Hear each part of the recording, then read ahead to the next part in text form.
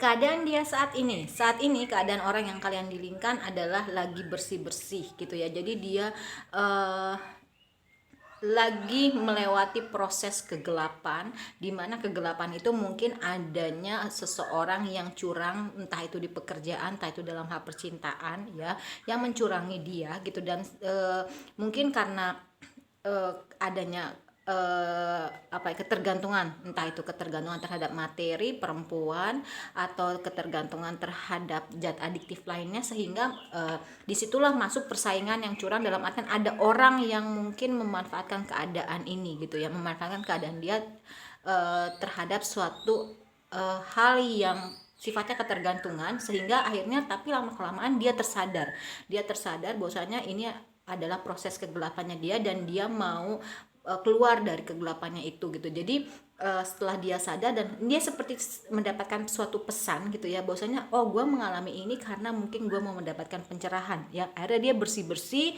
dan dia mendapatkan pencerahan, dan akhirnya dia nanti someday nanti akan ngebling lagi, nanti dia akan bersinar kembali, dan dia mempunyai energi the magician gitu ya. Energi the magician di sini ya, apa yang dia mau dia bisa dapatkan, tapi memang dia harus melewati proses ini. Jadi kalau ditanya bagaimana kondisi dia sekarang, ya memang dia lagi bersih-bersih terhadap hal-hal yang negatif, termasuk terhadap adiktif gitu, karena memang ada yang memanfaatkan kondisi dia yang ketergantungan terhadap suatu hal ya. Dan dia jadi berpikir bahwasanya gue harus punya hidup baru, harus punya diri pribadi yang baru, karena ya udah ini memang sudah takdir harus gue jalani saat ini, dan sekarang gue harus keluar dari ini semua, dan sedang menuju ke sana.